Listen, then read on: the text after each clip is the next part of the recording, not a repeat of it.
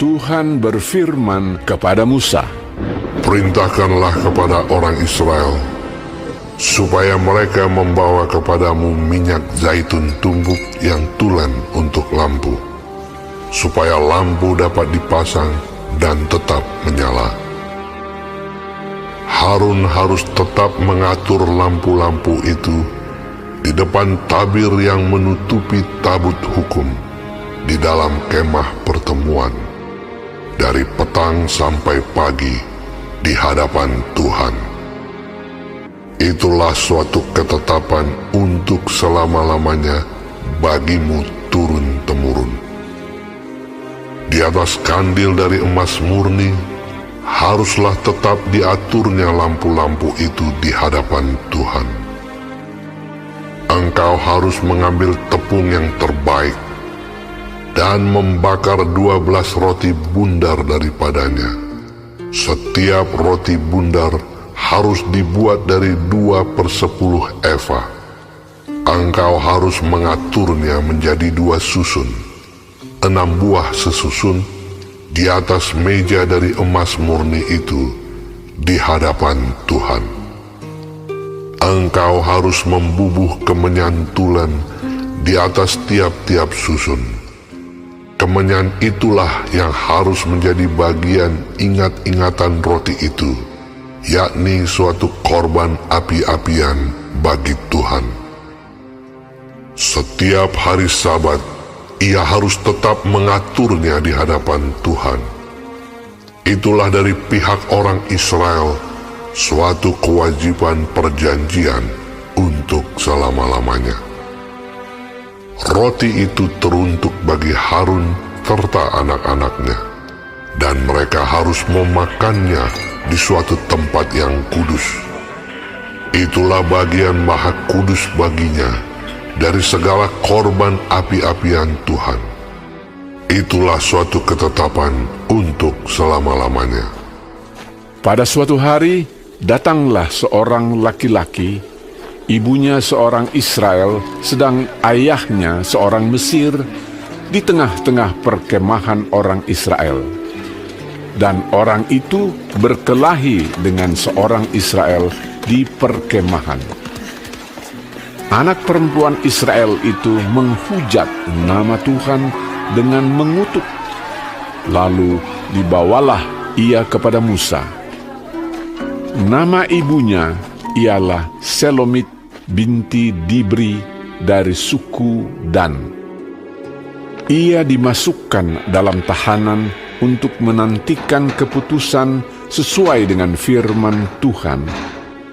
Lalu berfirmanlah Tuhan kepada Musa, "Bawalah orang yang mengutuk itu keluar perkemahan, dan semua orang yang mendengar haruslah meletakkan tangannya ke atas kepala orang itu. Sesudahnya, haruslah seluruh jemaah itu melontari dia dengan batu. Engkau harus mengatakan kepada orang Israel begini: setiap orang yang mengutuki Allah harus menanggung kesalahannya sendiri. Siapa yang menghujat nama Tuhan, pastilah ia dihukum mati dan dilontari dengan batu oleh seluruh jemaah itu. Baik orang asing maupun orang Israel asli, bila ia menghujat nama Tuhan, haruslah dihukum mati. Juga apabila seseorang membunuh seorang manusia, pastilah ia dihukum mati. Tetapi siapa yang memukul mati seekor ternak, harus membayar gantinya seekor ganti seekor. Apabila seseorang membuat orang sesamanya bercacat, maka seperti yang telah dilakukannya, begitulah harus dilakukan kepadanya. Patah ganti patah, mata ganti mata, gigi ganti gigi. Seperti dibuatnya orang lain bercacat, begitulah harus dibuat kepadanya. Siapa yang memukul mati seekor ternak, ia harus membayar gantinya. Tetapi siapa yang membunuh seorang manusia, ia harus dihukum mati. Satu hukum berlaku bagi kamu, baik bagi orang asing maupun bagi orang Israel asli, sebab akulah Tuhan Allahmu. Demikianlah Musa menyampaikan firman itu kepada orang Israel. Lalu dibawalah orang yang mengutuk itu keluar perkemahan, dan dilontarilah dia dengan batu. Maka orang Israel melakukan seperti yang diperintahkan Tuhan kepada Musa.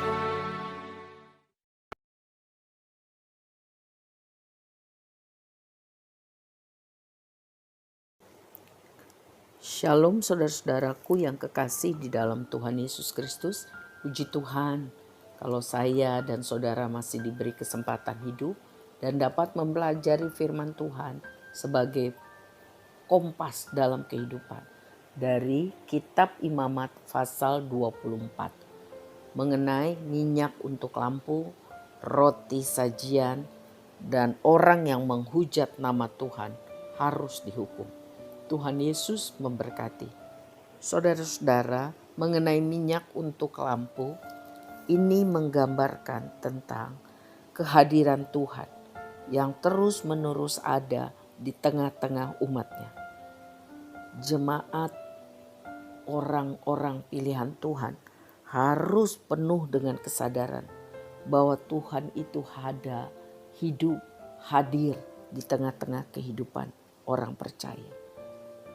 Perhatikanlah bahwa lampu-lampu itu harus terus menyala, sehingga perlu kerja keras, kedisiplinan, ketaatan untuk melaksanakan hidup yang menyenangkan hati Tuhan. Selanjutnya mengenai roti sajian. Dikatakan di ayat 5, 12 roti bundar, melambangkan 12 suku Israel. Umat pilihan Tuhan harus sadar bahwa mereka ini sebenarnya hidup di hadapan Tuhan dan harus sungguh-sungguh menyerahkan hidup hanya kepada kasih dan kuasa Tuhan. Selanjutnya mengenai orang yang menghujat nama Tuhan. Lihatlah bahwa orang-orang tersebut harus dihukum. Harus dihukum dengan keras karena perbuatan tersebut sangat tidak menghormati Tuhan.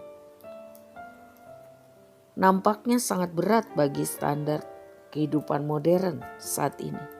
Namun peraturan ini menunjukkan betapa seriusnya Tuhan menghendaki kita untuk menghormati Dia.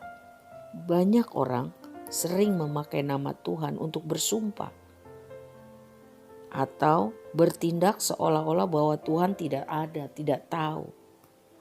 Saudaraku, kita harus berhati-hati dengan cara hidup kita, juga dalam berkata-kata. Kita harus memperlakukan Tuhan dengan hormat, karena Tuhanlah sumber kehidupan kita. Selanjutnya mengenai peraturan bagi para hakim untuk suatu hal. Ini bukan balas dendam secara pribadi di ayat 17-22, tetapi mengatur bahwa hukuman harus cocok dengan perbuatan kejahatan. Tidak boleh kurang atau tidak boleh lebih. Harus adil. Tuhan menghendaki orang-orang pilihannya hidup kudus bagi Tuhan dan jadi berkat bagi sesama. Tuhan Yesus memberkati kita semua. Amin.